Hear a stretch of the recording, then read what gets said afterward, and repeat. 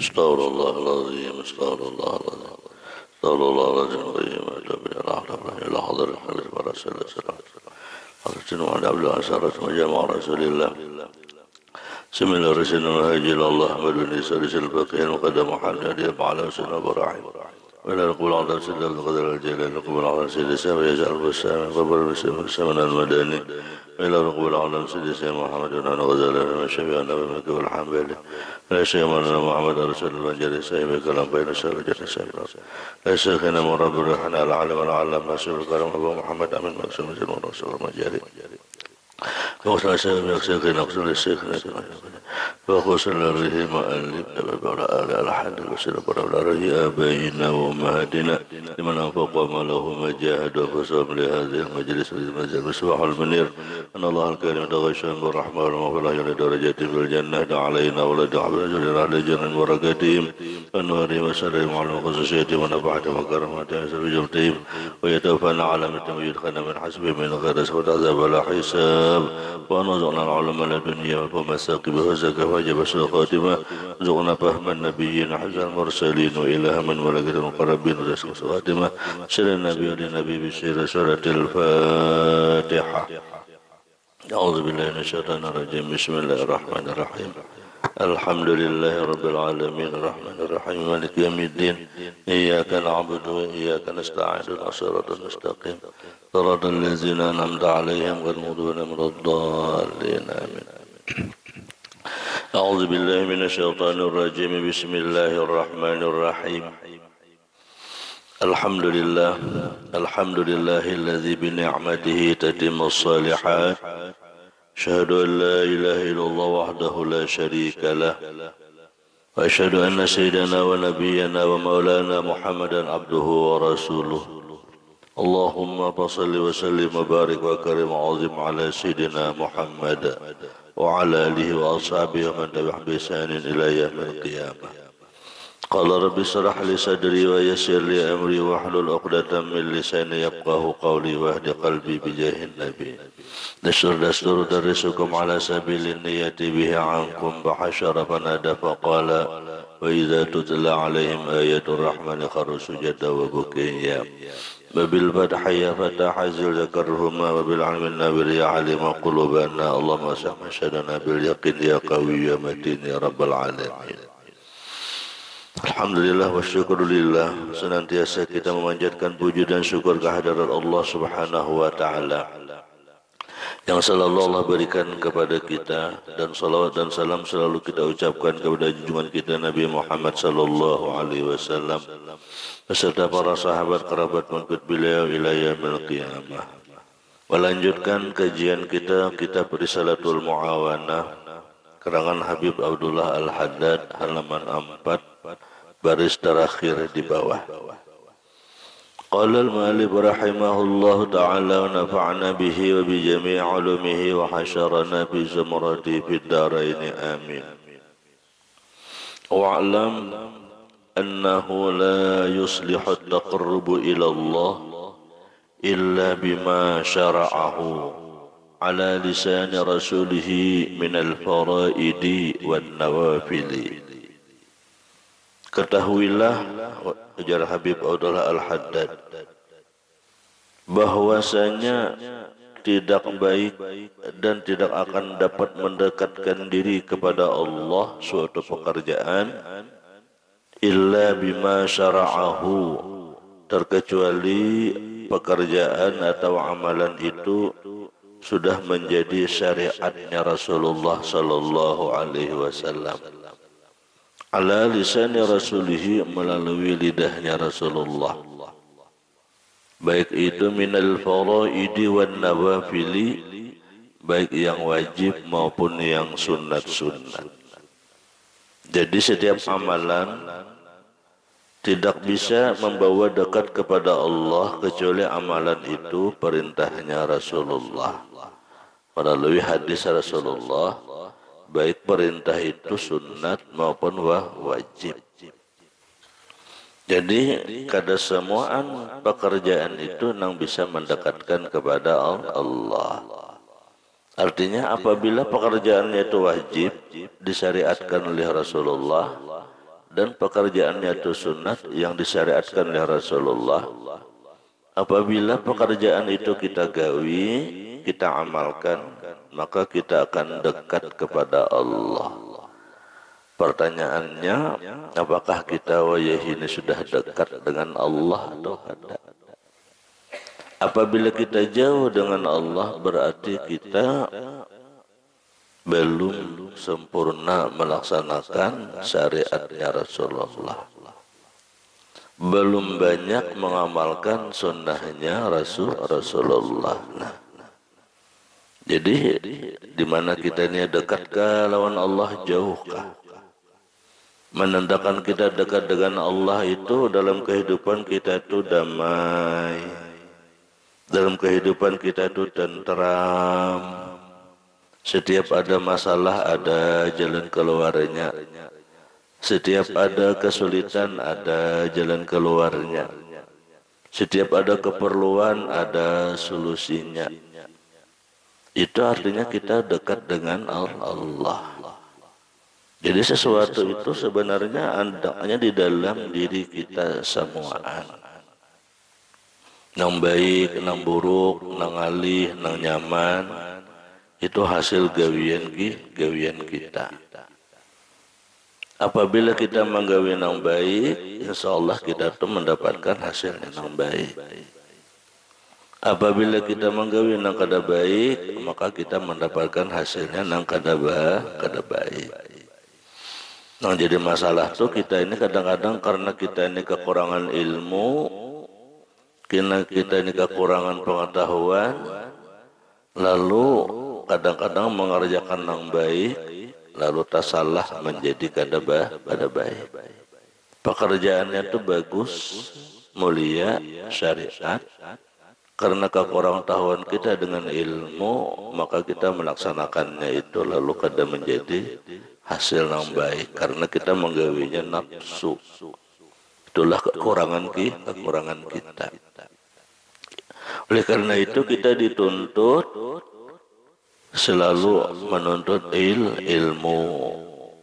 Disitulah kita dituntut untuk menambah wawasan pengetahuan supaya diri kita ini lebih baik, supaya diri kita ini lebih meningkat.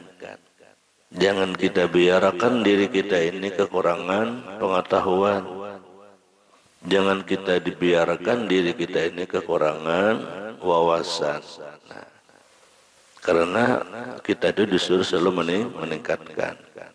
Setiap Jumat kan khatib mengingatkan lawan kita. Marilah kita bersama-sama meningkatkan ketakwaan kepada Allah. Artinya kita itu setiap saat itu berusaha, berikhtiar. Diri kita itu kita tingkatkan iman, kita tingkatkan ilmu, kita tingkatkan amal.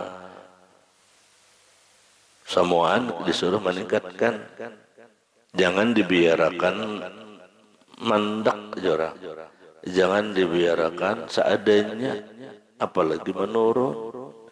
Beramal menurun, beribadah menurun, ilmu menurun.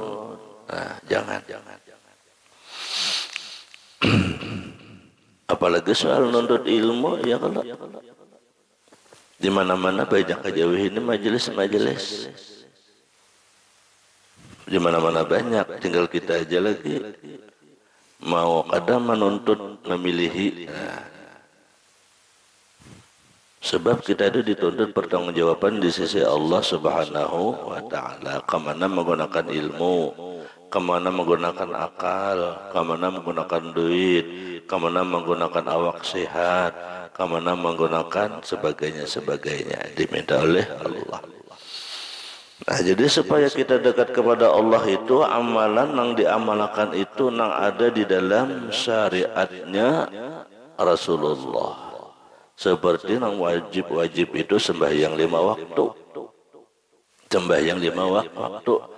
Sembahyang 5 waktu itu jangan ditinggal. Jangan parai dalam sehari. Dalam sehari itu jangan ditinggal. yang lebih bermanfaat dan lebih berkualitas sembahyang di bawah waktunya itu berjamaah itu pulang. Nah, jadi sembahyang itu jangan lagi balang kambingan itu jangan lagi menhendak diri dekat dengan Allah. Jangan lagi balang kambingan, harus tunai. Nah, supaya berkualitas berjamaah. Nah, supaya berkualitas lagi wan nawafili tambahi nang sunat-sunat. Tambahi yang nang sunat-sunat tu tambahi qabliyah, ba'diyah, ya kalah. Sebelum zuhur ada 4 rakaat. Sesudah zuhur ada 4 rakaat. Sebelum asar ada 4 rakaat. Sebelum maghrib ada 2. Imbah maghrib ada 6. Sebelum isya ada 2. Sesudah isya ada 2. Witir boleh sampai 11. Tahajud boleh sampai 1000.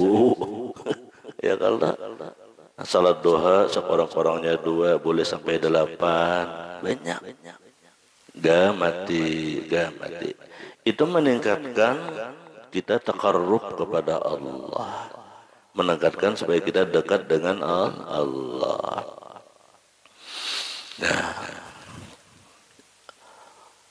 jadi nang wajib maupun nang sunat. Jadi jangan biarkan diri kita ini berkurang itu jangan. Itu nang wajibnya tuh, nang sunatnya tuh sembahyang aja hanya tuh. Belum lagi puasa. Puasa nang wajib jangan tertinggal. Ramadan bila masih ada nang tahu bayari. Oh ini jangan sampok aina. Sapar ada pada sudah. Nah bayari Ramadan. Tambahin nang sunat-sunatnya. Nah nang sunat-sunatnya banyak. Senin, Kamis sunat. Hidup sehari sunat. 13, 14, 15 sunat. Dan itu nang puasa. Bejakat, nah kayak itu juga bejakat. Nang wajibnya keluarkan bila bahuma 100 balik, 10 balik. Bila berdagang sampai nisabnya keluarkan. Bila zakat kontemporer nang bagaji rutin dapat gaji 1 juta sebulan 1.000 keluarkan. Itu namanya nang wajibnya. Nah, tambahin nang sunatnya pir sedekah. Nang sunat itu artinya lain zakat, lain meimit zakat itu lain. Itu nang sunat ngarannya. Nah, itu semuanya mendekatkan diri kita kepada Allah. Nah, termasuk menuntut ilmu, kita hadirkan majelis taklim tuh hukumnya wajib. Talabul ilmi faridatun. Nuntut ilmu itu wajib. Jangan dikira kada wajib ke majelis taklim itu. Talabul ilmi faridatun. Hadis Rasulullah. Nah, itu artinya meningkatkan diri dekat kepada Allah. Nah, jadi ada syariatnya gitulah. Nah, waqad tu'assirun niyatus sadiqah bil amril mubah wa yasiru qurbatan. Nah, namun ujar Habib Abdullah Al-Haddad ada suatu kelebihan. Barang siapa yang memberi bekas suatu niat yang benar di dalam perkara yang mubah, perkara yang harus, maka perkara yang harus itu bisa juga mendekatkan diri kepada Allah. Nah, tadi nang wajib, nang sunat itu mendekatkan diri kepada Allah. Ada sesuatu pekerjaan yang mubah, wajib kada, sunat kada, mubah aja, mubah darinya boleh, harus. Tapi bisa mendekatkan kita kepada Allah apabila niatnya bujur. Nah, nang harusnya bila niatnya bujur bisa dekat kepada Allah. Tapi bila niatnya salah bisa juga jadi dosa. Nah, makanya sehukum dasarnya mubah itu dikerjakan kada berpahala, ditinggalkan kada berdosa. Tapi bila niatnya bujur dikerjakan menjadi pahala. Bila niatnya salah dikerjakan menjadi dosa. Contoh makan. Makan itu hukumnya mubah. Makan gak adakah? Bila makan kada berpahala, kada makan kada berdosa. Tetapi apabila niatnya benar, maka makan itu jadi pahala. Misalnya sahaja aku makan supaya kuat beribadah. Bila aku makan kawa sembahyang ke dalam aurat. Bila aku makan kawa aku nudut ilmu ke dalam aurat. Nah, maka makannya itu menjadi pahala dan mendekatkan diri kepada Allah. Nah, itu apabila niatnya bujur. Amun kada berniat makan, kada jadi apa-apa. Makanan jarang, makan tanpa niat di hati, tahu makan aja. Itu kada jadi apa-apa. Nah, itu namanya perkara mubah. Kada jadi dekat dengan Allah. Nah, tapi apabila niatnya betul, niatnya karena Allah hendak makan supaya kuat beribadah. Dengan makan nyaman awak gegah sehat, maka jadi pahala makan itu. Nah, bila niatnya salah jadi dosa. Apa?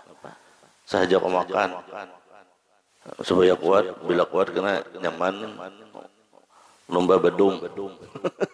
Bila kuat kena nyaman empat bakalahi. Moha, kan salah niatnya tuh. Maka makannya itu jadi dosa. Nah, disinilah perlunya niat nang benar. Jadi perkara mubah itu bisa mendekatkan diri kepada Allah, bisa menjauhkan dari Allah. Ada salah seorang aulia termasuk nang beruku, ya tak beruku dah, ya tak. Nah, itu perkara mubah tuh. Tapi bila salah niat bisa jauh dari Allah. Tapi bila bujur niat dekat kepada Allah. Makanya orang beruku itu hukumnya itu macam-macam. Ada nang harus, ada nang sunnah, ada nang wajib, ada nang haram. Nyata, nang kayak apa? Tergantung niat. Bila beruku supaya tampil tampil megah agak koyo-koyoan kayak anak-anak hanya umur nang 13-14 sambil bakandaraan beruku haram jadinya karena untuk megah-megahan, karena untuk pamer-pameran. Tapi ada nang wajib. Kayak penwajib bila kada beruku gering, nah jadi wajib dasidin beruku. Atau bila kada beruku melihat orang aib, ada salah seorang aulia Allah Taala itu kasyaf. Melihat orang ini macam-macam dilihat, ada potongan moha warik, potongan moha kambing, macam-macam sifatnya. Supaya jangan taitihi jahat orang, dasidin beruku melindungi mata sidin supaya jangan melihat orang yang datang nih. Yang bersalamannya macam-macam lah sidin. Nah, orang bersalaman tuh kan macam-macam dilihat sidin. Sekarang sidin kasyaf, kelihatan sidin hati. Oh, ini sifat orang fasik, ini orang munafik, ini orang nang tulus, ini orang nang jujur, ini nang palsu, ini nang pura-pura baik. Tahu sidin orang kasyaf tuh. Supaya jangan maitirat sangka jahat lawan manusia, lalu sidin beruku. Jadi menutupi, nah itu lalu jadi wajib ngarannya. Jadi macam-macam. Nah, disitulah perkara mubah itu tergantung niat. Nang sunat pan kayak apa? Bila beruku bertambah ingat dengan Allah. Mbah Misa beruku melihat api kegenangan api neraka. Ingat marifat dengan Allah, sunat jadinya. Jadi tergantung niat. Nah, itu namanya perkara mubah. Nah, jadi disinilah ujar Habib Abdullah Al-Haddad, yang mubah itu asalkan benar niatnya bisa mendekatkan diri kepada Allah. Tapi bisa juga menjauhkan diri kepada Allah bila salah niat. Nah, min haitsu inna lil wasaili hukmul maqasid, dengan sekira-kira bahwasanya perantara itu termasuk hukum nang tujuan. Nah, artinya dengan ada sebab benda nang mubah itu tercapailah tujuan kita. Seperti bubuhan para pemikir penulis. Nah, ini bila kada buruku, kada cerdas mengarang kitab, nah, kada cerdas mengarang karya, nah, sambil buruku, nah, terbuka pikirannya. Bila kada buruku, pumput, nah, maka jadilah wasilah namubah itu menjadi takarrub kepada Allah Ta'ala. Nah, kayak itu tuh. Jadi makanya kita kadang-kadang mau hukumkan 100%. Nang perkara mubah itu ada nang haram, ada nang sunat, ada nang mubah, ada nang wajib, tergantung kebutuhan. Nah,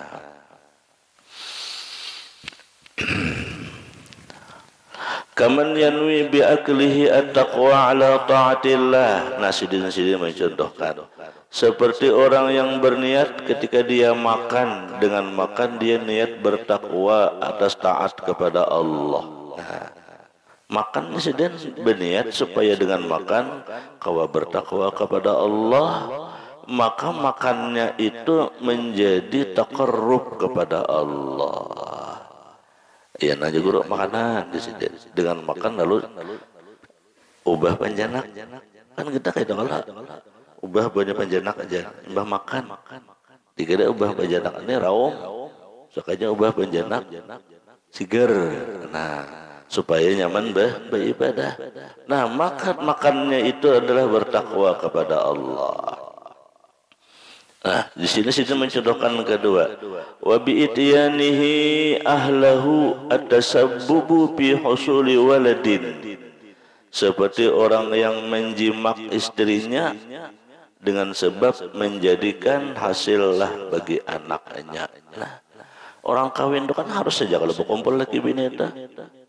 Tapi dengan berkumpul laki bini dengan niat supaya kulihan anak, dan anaknya dia berbakti wa ya'budullah dan menyembah kepada Allah. Nah, maka hukumnya dia jimak itu menjadi ibadah. Menjadi ibadah. Nah, dengan niat tadi untuk hasil anak. Makanya tergantung niat. Tetapi kalau ketika jimak itu nafsu, kan jadi pahala. Apalagi salah jadi haram. Sama orang bebini sikung, bebini dua, niatnya apa? Niatnya apa? Nah, bila niatnya nafsu, jadi haram jadinya, bukan sunnah lagi. Bukan sunnah lagi, bila karena nafsu. Karena Rasulullah, bujur Rasulullah bebini banyak. Tapi sidin kadang karena nafsu. Karena syariat. Nah, ada kita karena nafsu, hendak ini hendak itu. Nah, maka kalau jadi takarrub kepada Allah, makanya hasilnya pun beda. Ini niat kita itu diwujudkan oleh Allah dalam hasil. Niat itu diwujudkan oleh Allah Ta'ala dalam hasil. Kebenaran niat kita itu terwujud di dalam hasil. Coba lihat Datuk Kalampayan, berbaikung bini sidin banyak kalau. Tapi niat sidin kawin banyak itu bujur niatnya terbukti anak cucu buyut sidin di mana aja alim wali berada. Berarti niat kawin sidin itu bujur sesuai syariat. Ah, dia kelak sesuai syariat. Kita cikong aja bini bisi anak sadang kelakuannya, bisi bini dua anak pulang sadang kelakuannya. Kenapa? Niat kawinnya apa? Nafsu. Niat kawinnya apa? Ah, di situ. Jadi niat itulah yang bisa menunjukkan hasil kepada kita. Jadi pekerjaan apa aja kita bujurakan dulu nih niat. Nah, Apabila niat kita benar, kita akan dekat kepada Allah. Walaupun perkara yang kita gawe itu mubah. Sebaliknya, walaupun pekerjaan itu syariat, bila niat kita salah, kada jadi dekat dengan Allah, malah jauh dengan Allah. Nah, mudahan Allah bujurkan niat kita barataan. Amin. Wa yustaratu li sidqin niyah ay yakuna bihal amalu, dan disyaratkan bagi bujurnya niat itu hendaklah dia mengamalkan. Nah, misalnya orang menuntut ilmu, niatnya apa? Niatnya hendak mengamalkan. Kita menuntut ilmu tuh niatnya hendak mengamalkan.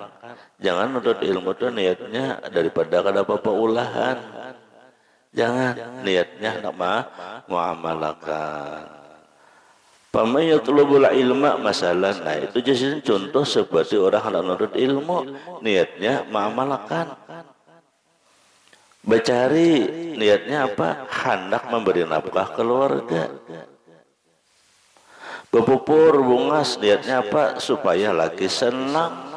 Kan itu niat tuh. Nukar kendaraan, niatnya apa?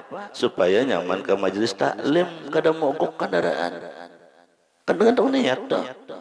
Kada niat nang keren-kerenan, keluar merek terbaru nukar, keluar merek terbaru nukar. Itu keren-kerenan. Perkara sunnah malah menjadi jauh dengan Allah. Tapi kalau kita niatnya bujur, perkara mubah jadi takarrub kepada Allah. Nukar baju supaya apa? Niatnya nutup aurat. Nukar kopiah supaya anak sembahyang.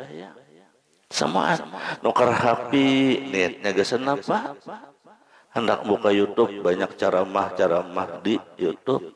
Jadi ibadah. Bila nukar HP niatnya gesan bawiaan warahaja, gesan nang kada kakaruan, kada jadi ibadah. Nah, jadi semua tergantung niat. Nah, wa yaz'umu anna niyatahu fi tahsilihi ay ya'mala, dan dia bercita-cita bahwa niatnya itu di dalam menghasilkan amal apa yang ia kerjakan. Wa ya'lamu fa illam yaf'al zalika 'inda tamakkunihi fa niyatuhu ghairu shadiqah.